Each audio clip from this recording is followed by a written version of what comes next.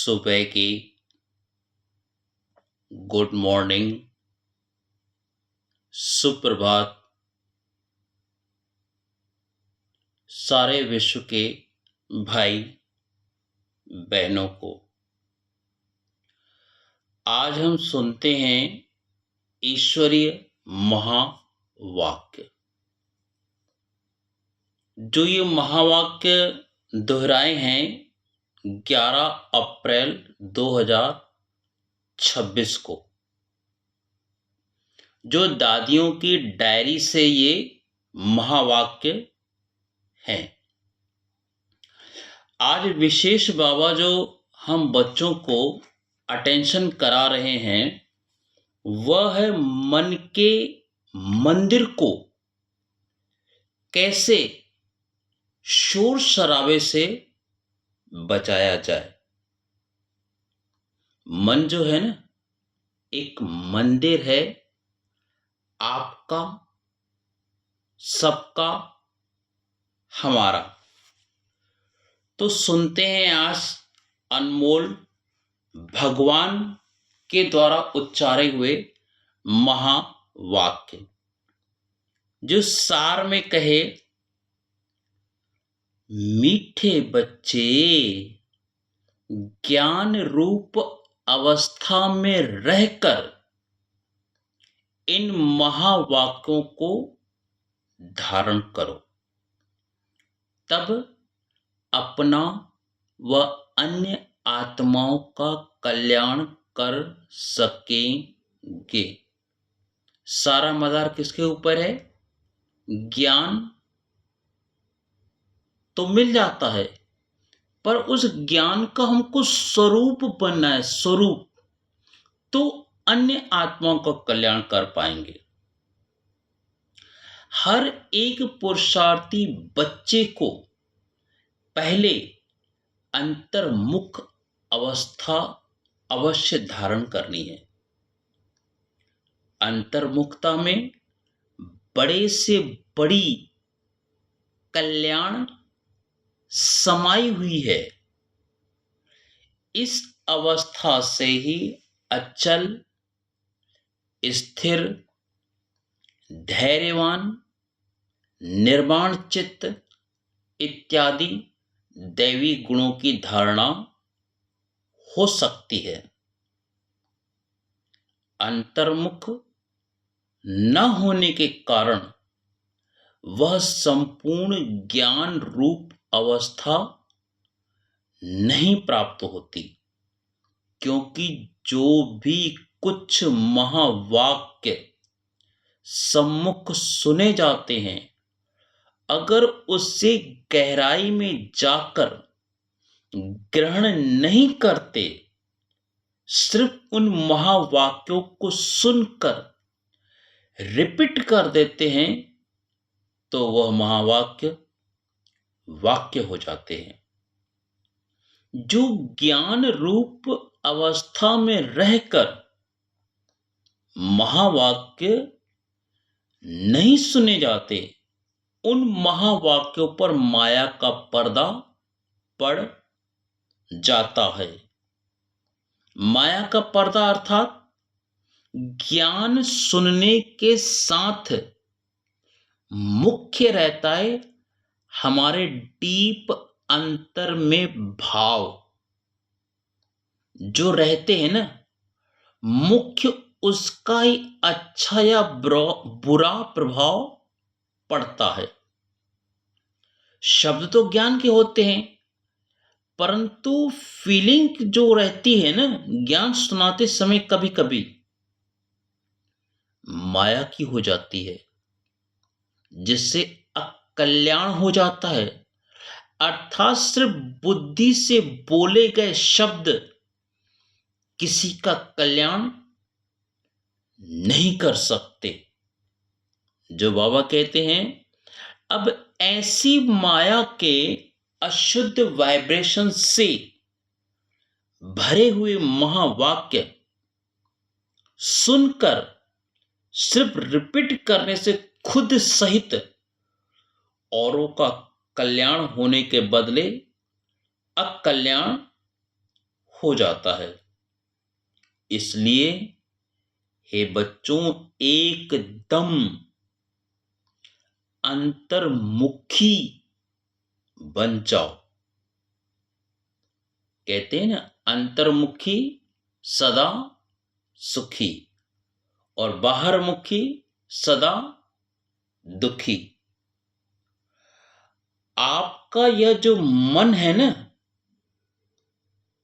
मंदिर सदृश है।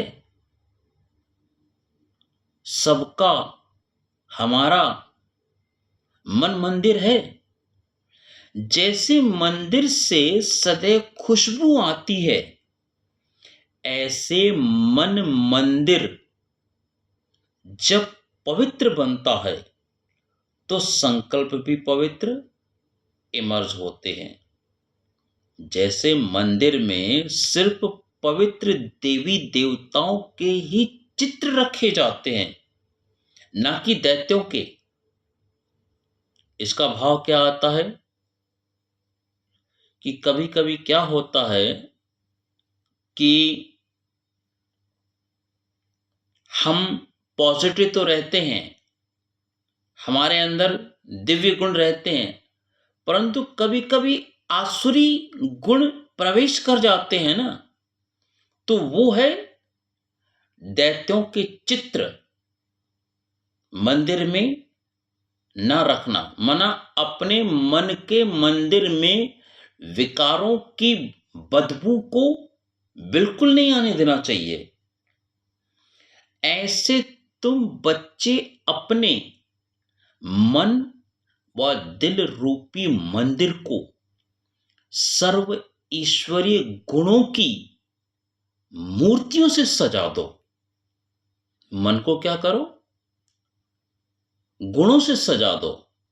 और वो गुण है निर्मोही, निर्लोभी, निर्भय, धैर्यवान, निरअहंकारी इत्यादि।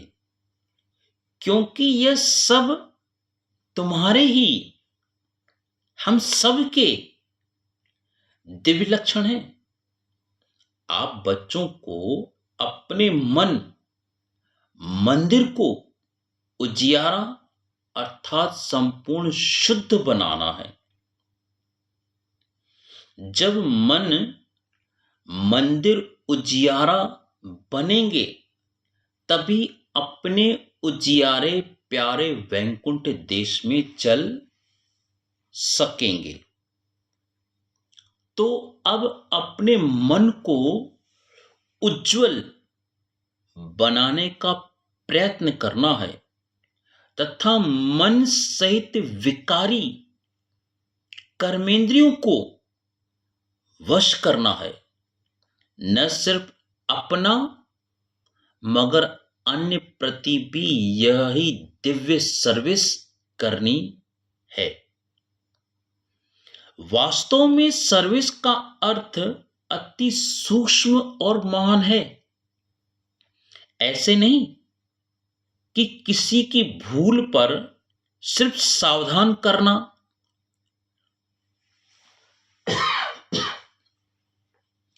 इतनी तक सर्विस है, परंतु नहीं, उनको सूक्ष्म रीति अपनी योग शक्ति पहुंचाओ, उनके अशुद्ध संकल्प को भस्म करना, यह ही सर्वोत्तम सच्ची सर्विस है।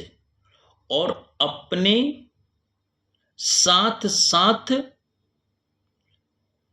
अपने ऊपर भी अटेंशन रखना है। कहने का भाव यही आ रहा है कि जो सबसे बड़ी सर्वोत्तम सेवा है ना, जैसे कोई गलत काम करता है तो उसे सिर्फ टोक कर, बोल कर छोड़ देना तो सिर्फ उसको यह बताना हुआ कि आपको यह घाव है, परंतु मुख्य उस घाव की हमें मरहम पट्टी करना है। अपने शुभ संकल्पों से, अर्थात दूसरों की भूल देखकर हमारे अंदर कोई भी नकारात्मकता नहीं रहे, अर्थात हमारा मन मंदिर है तो हमेशा मन में देवताई बोल रहे हैं। अगर किसी के प्रति नकारात्मकता मन के मंदिर लाया तो समझो हमने अपने मन के मंदिर में दैत्यों को लाकर बैठाया है। ये मन के मंदिर में एक राक्षस की मूर्ति स्थापित कर रहे हैं। तो इस बात से हमें बहुत अटेंशन देके रहना है। जो बाबा हमें अटेंशन दे रहे हैं कि उनको सूक्ष्म रीति अपनी योग की शक्ति से अशुद्ध उनके संकल्पों को भस्म करो। न सिर्फ वाचा अथवा कर्मणा तक, मगर मनसा में भी कोई अशुद्ध संकल्प उत्पन्न होता है तो उनका वाइब्रेशन उनके पास जाए सूक्ष्म रीति अकल्याण करती है, जिसका बोझ खुद पर आता है और वह ही पौष बंधन बन जाता है। इसलिए हे बच्चों, खुद सावधान रहो, फिर अन्य प्रति वह ही दिव्य सर्विस करो। यह ही आप सर्वधारी बच्चों का अलौकिक कर्तव्य है। कहने का भाव यही आ रहा है कि हम जो मन में किसी के प्रति गलत सिर्फ सोचते हैं ना, तो सोच के शब्द भी जो है ना, उस रिश्ते या जिसके प्रति हम बोलते हैं उनको पहुंचते हैं सूक्ष्म रीति से, जिसका बोझ हमें उठाना पड़ता है। माना फिर हमको भोगनी पड़ती है। कर्म तो किया नहीं, लेकिन सूक्ष्म मनसा में तो हमारी उनके प्रति गलतफहमी हुई ना। तो ऐसी सर्विस करने वालों को फिर अपने प्रति कोई अनायास भूल हो भी जाए तो उसे अपने बुद्धि योग बल से सदैव के लिए रोक देना है। ऐसे तीव्र पुरुषार्थी थोड़ा भी इशारा मिलने से शीघ्र महसूस करके परिवर्तन कर लेता है और आगे के लिए अच्छी रीत अटेंशन रख चलता है। यही है विशाल बुद्धि बच्चों का कर्तव्य। हे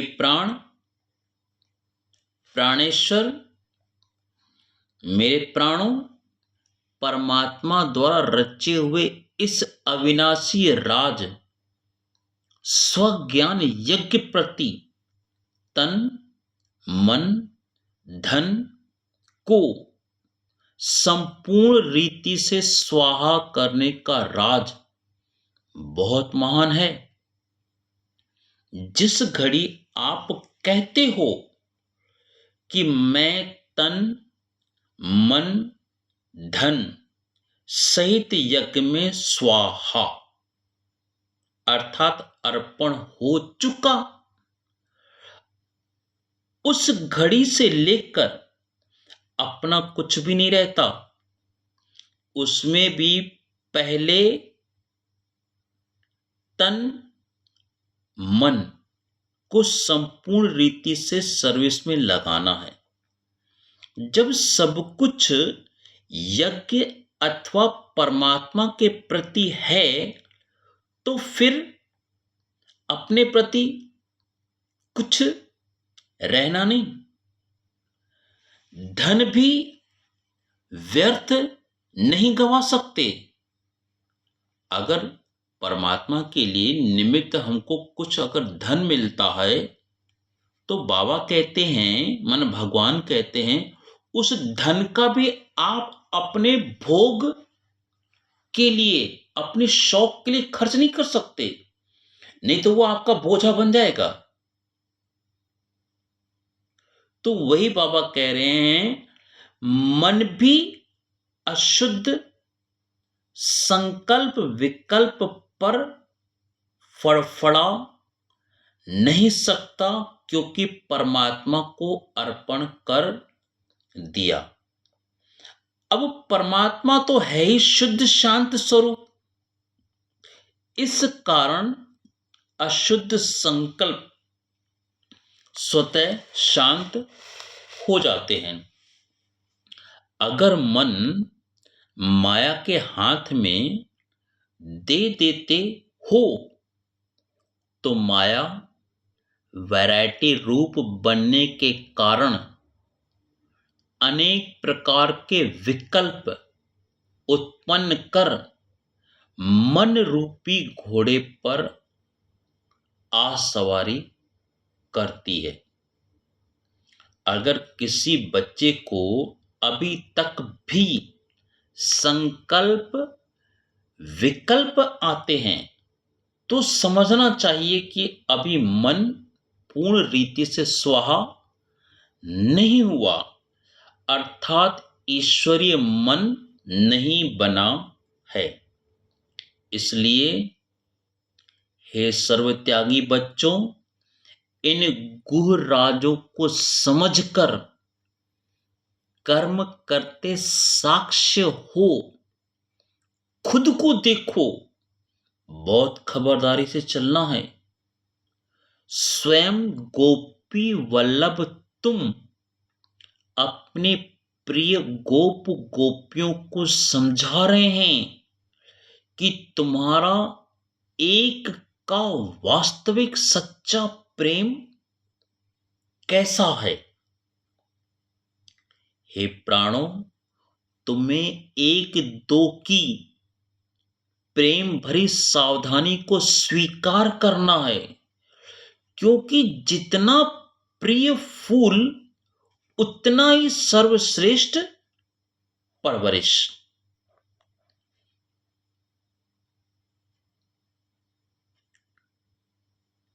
फूल को वैल्यूबल बनाने अर्थात माली को कांटों से निकालना ही पड़ता है।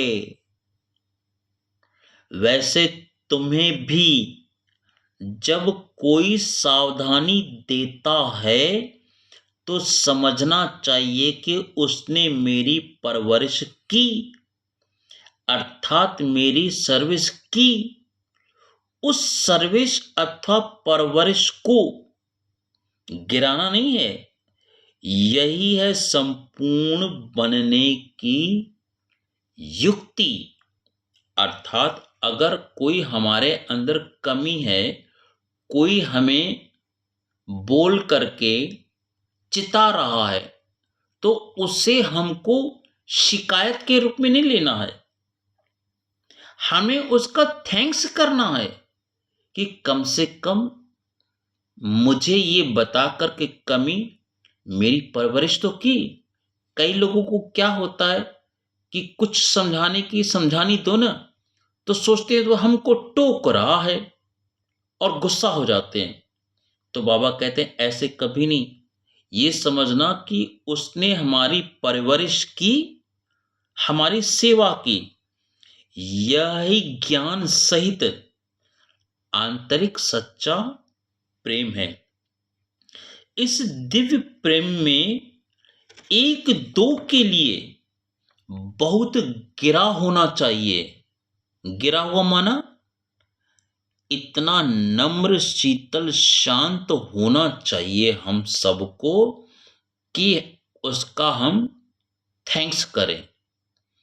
हर बात में पहले खुद को ही सावधान करना है। यह ही निर्माण चित्त आदि मधुर अवस्था है।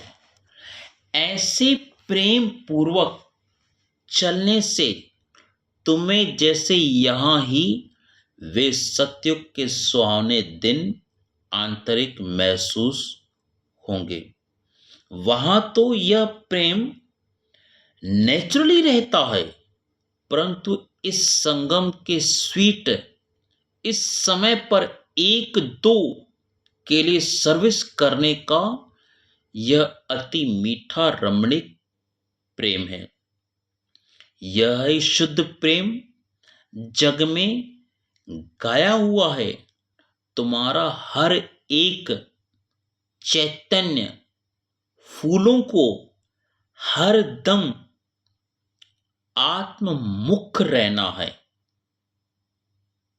क्योंकि निश्चय बुद्धि होने के कारण तुम्हारे इंसेंस में संपूर्ण ईश्वरीयता समाई हुई है। ऐसी आकर्षण शक्ति अपना दिव्य चमत्कार अवश्य निकालती है।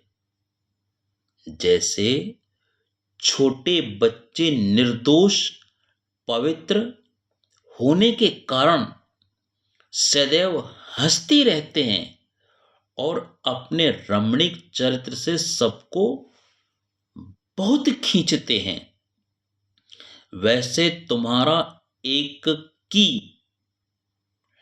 ऐसी ईश्वरीय रमणीक जीवन शैली होनी चाहिए। इसके लिए तुम्हें किसी भी युक्ति से अपने आसुरी स्वभाव पर जीत प्राप्त करनी है।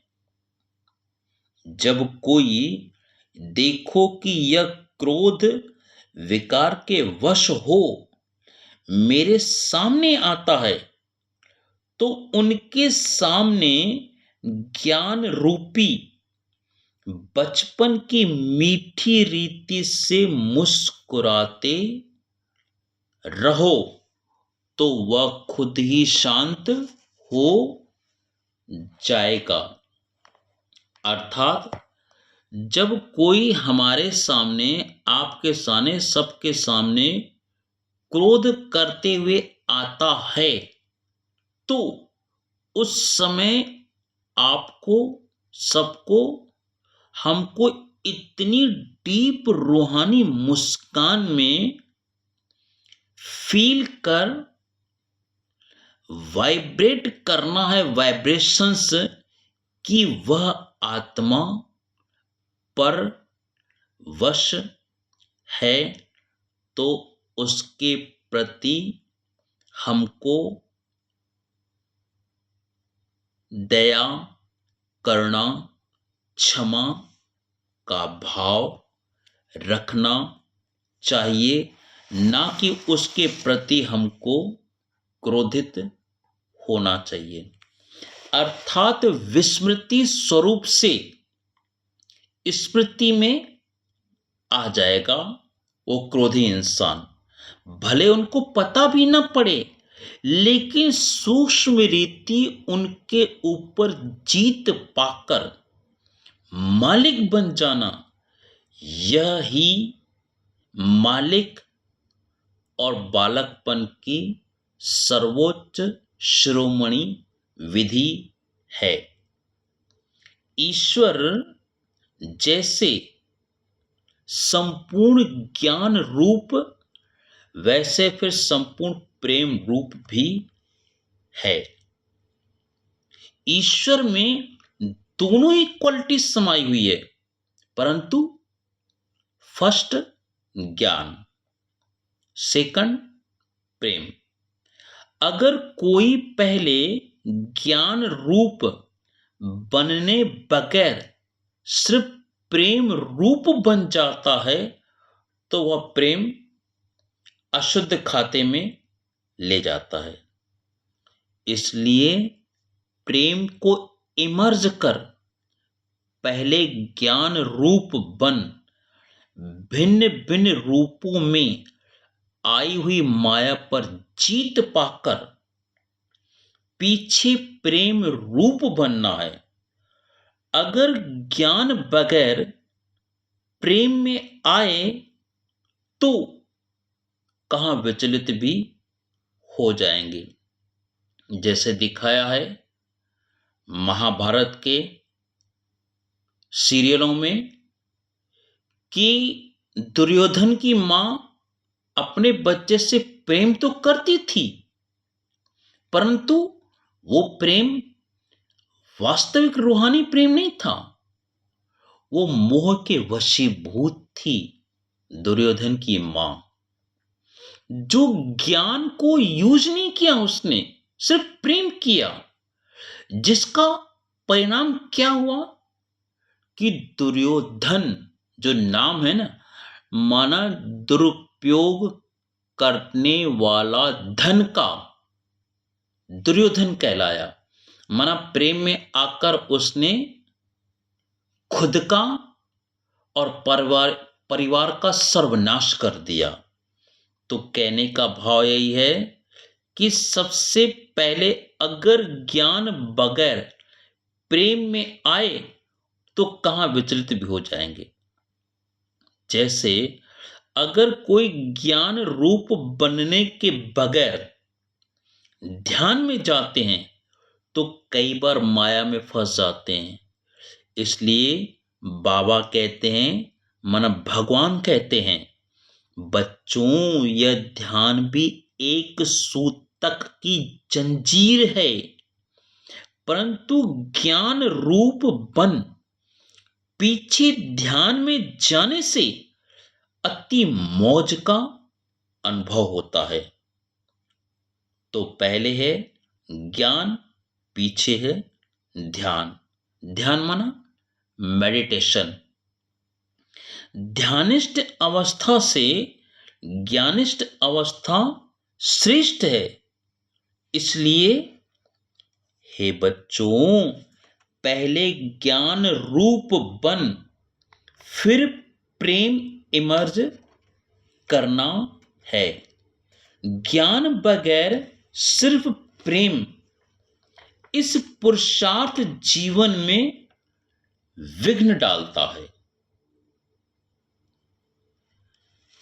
साक्षीपन की अवस्था अति मीठी और रमणीक सुंदर है। इस अवस्था पर ही आगे की जीवन का सारा मदार है। जैसे कोई के पास शारीरिक भावना आती है, उस समय अगर वह साक्षी सुख रूप अवस्था में उपस्थित हो, उससे भोगता है, तो पास्ट कर्मों को भोग चुकतू भी करती है और साथ साथ फ्यूचर के लिए सुख का हिसाब भी बनाती है। तो यह साक्षीपन की सुख रूप अवस्था पास्ट और फ्यूचर दोनों से कनेक्शन रखती है।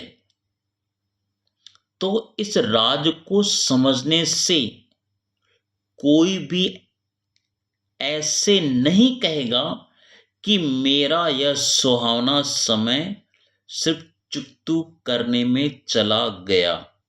नहीं, यह ही सुहाना पुरुषार्थ का समय है, जिस समय दोनों कार्य संपूर्ण रीति सिद्ध होते हैं। ऐसे दोनों कार्य को सिद्ध करने वाला तीव्र पुरुषार्थी अति इंद्रिय सुख व आनंद के अनुभव में रहता है। इस वैरायटी विराट ड्रामा की हर एक बात में तुम बच्चों को संपूर्ण निश्चय होना चाहिए क्योंकि यह बना बनाया ड्रामा बिल्कुल वफादार है। देखो, यह ड्रामा हर एक जीव प्राणी से उनका पार्ट पूर्ण रीति से बजवाता है।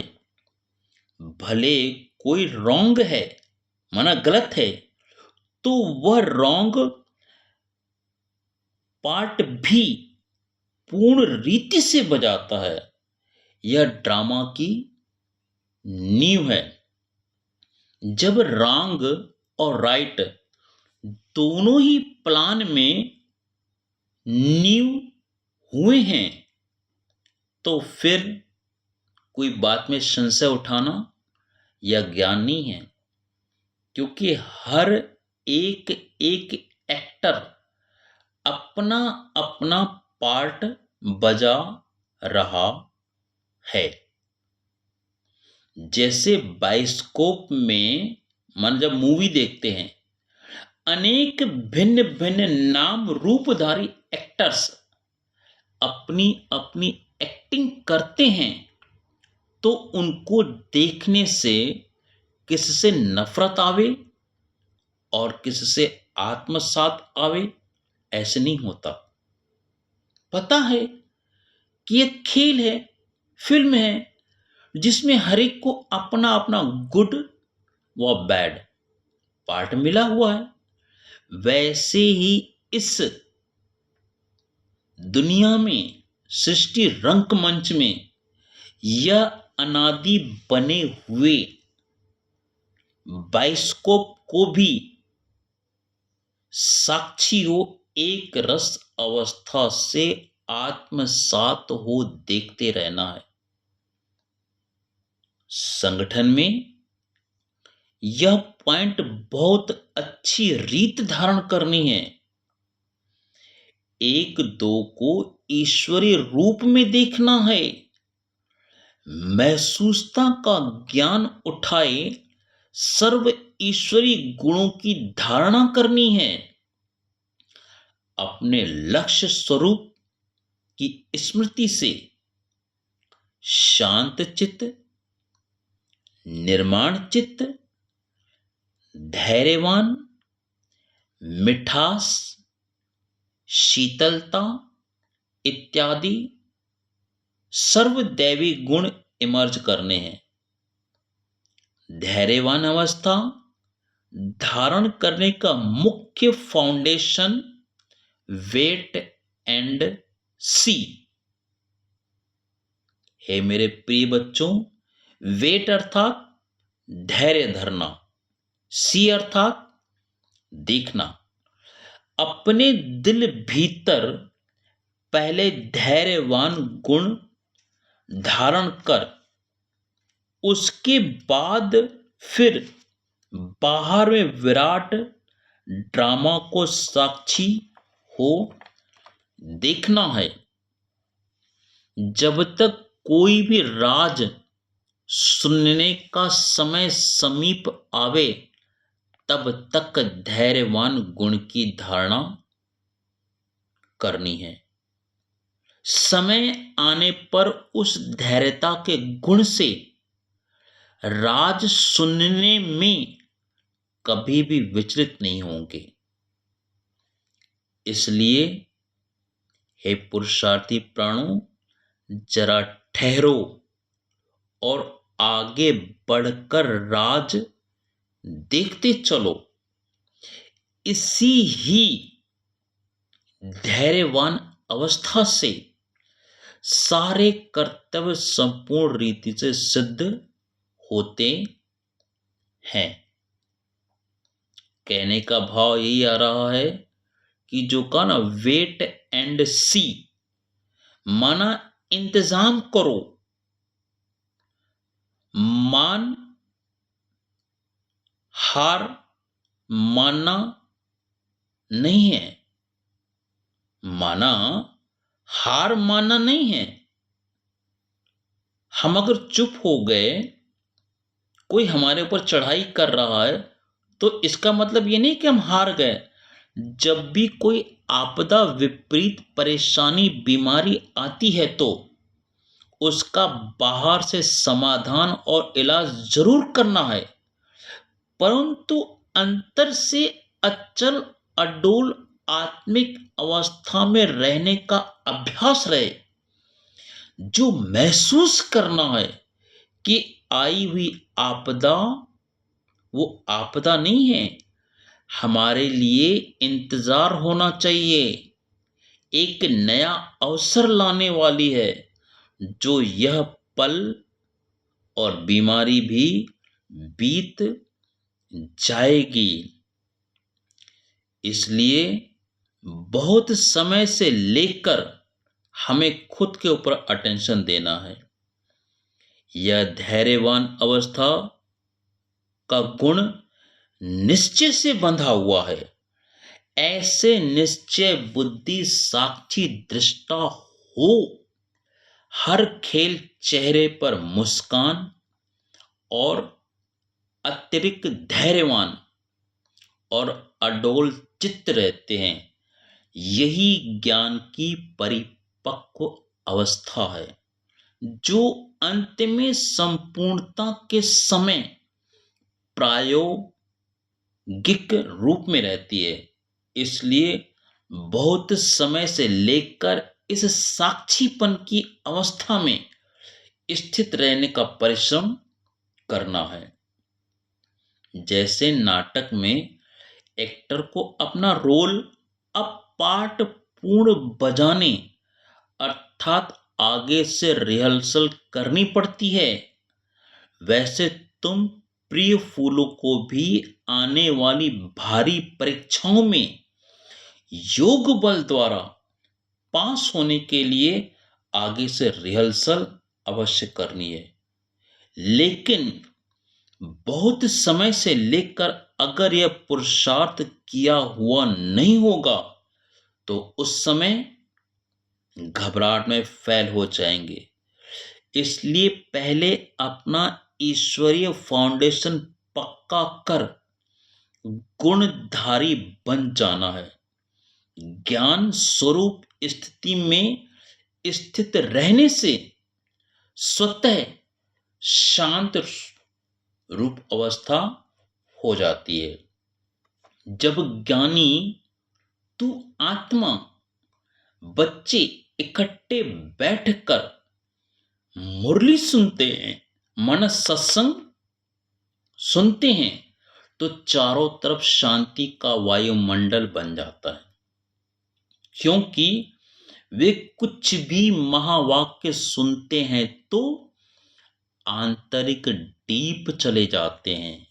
डीप जाने के कारण आंतरिक उनको शांति की माटी महसूस होती रहती है। अब इसके लिए कोई खास बैठकर मेहनत नहीं करनी है, परंतु ज्ञान की अवस्था में स्थित रहने से यह गुण धैर्यवान अनायास आ जाता है। तुम बच्चे जब सवेरे सवेरे अमृत वेले उठकर एकांत में बैठते हो तो शुद्ध विचारों रूपी लहरें उत्पन्न होती रहती हैं। उस समय बहुत उपराम अवस्था होनी चाहिए। फिर अपने निज शुद्ध संकल्प में स्थित रहने से अन्य सब संकल्प आप ही शांत हो जाएंगे और मन दमन नहीं होगा, मन अमन सुमन हो जाएगा। क्योंकि मन को वश करने अर्थात कोई भी ताकत तो अवश्य चाहिए। इसलिए पहले अपने लक्ष्य स्वरूप के शुद्ध संकल्प को धारण करो।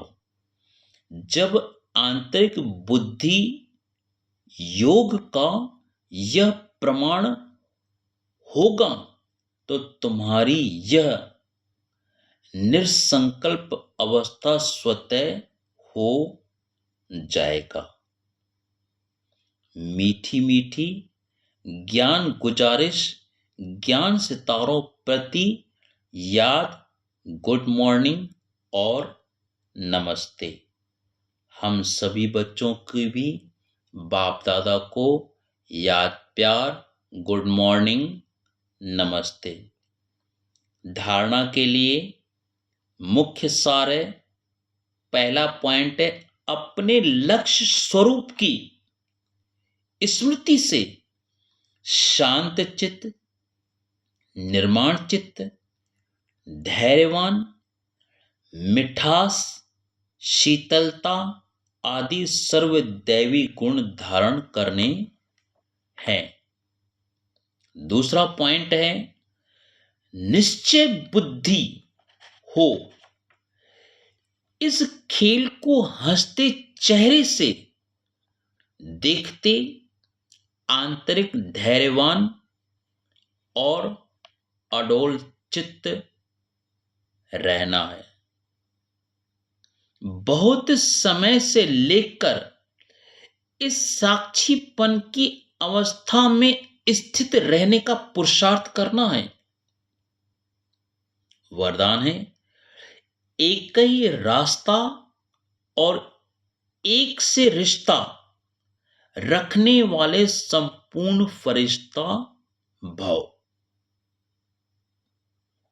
डिटेल है निराकार व साकार रूप से बुद्धि का संग व रिश्ता एक बाप से माना एक परम पिता परमात्मा से पक्का हो तो फरिश्ता बन जाएंगे।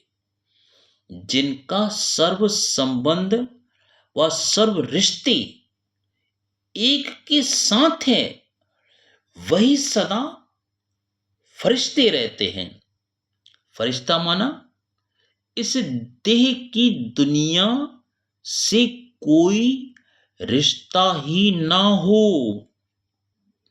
जैसे गवर्नमेंट रास्ते में बोर्ड लगा देती है कि यह रास्ता ब्लॉक है, ऐसे सब रास्ते ब्लॉक बंद कर दो तो बुद्धि का भटकना छूट जाएगा। बाप दादा का यही फरमान है कि पहले सब रास्ते बंद करो, इससे सहज फरिश्ता बन जाएंगे। ब्लॉक माना बंद, पुरानी बातों को बिल्कुल भूल जाना है। जहां मन सेवा से भरा है तो व्यर्थ बातें आ नहीं सकती। तो ऐसा रिश्ता कहलाता है फरिश्ता। स्लोगन है सदा सेवा की उमंग उत्साह में रहना, यही माया से सेफ्टी का साधन है। अव्यक्त इशारे हैं महान बनने के लिए मधुरता और नम्रता का गुण धारण करो। आपका बोल और स्वरूप दोनों साथ साथ हो। बोल स्पष्ट भी हो, उसमें स्नेह भी हो, नम्रता और मधुरता भी हो, सत्यता भी हो, लेकिन स्वरूप की नम्रता भी हो।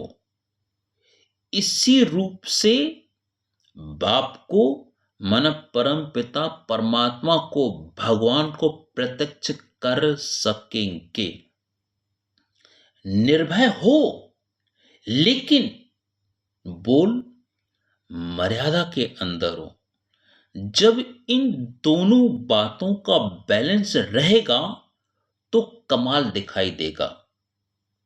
फिर आपके शब्द कड़े नहीं मीठे लगेंगे।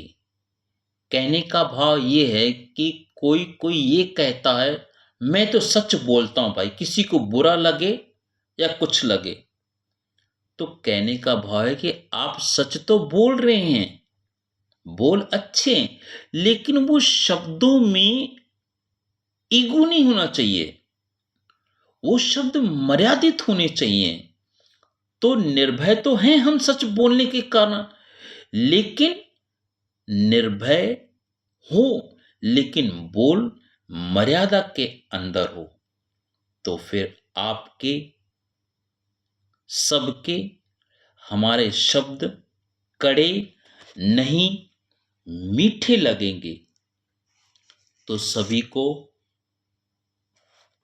अंत में यही फील करना है, महसूस करना है।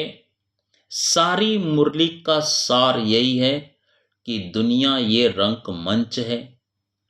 ड्रामा माना नाटक, नाटक माना इस सृष्टि रंगमंच में हर एक, चाहे हमारा संबंधी हो, रिश्तेदार हो, बेटा हो, बेटी हो, पति हो, पत्नी हो, माँ हो, पिता हो, सब इस दुनिया में एक अपनी अपनी एक्यूरेट परफेक्ट पूर्व के कर्मों अनुसार और वर्तमान के कर्मों अनुसार एक्टिंग एक्टर के रूप में कर रहे हैं।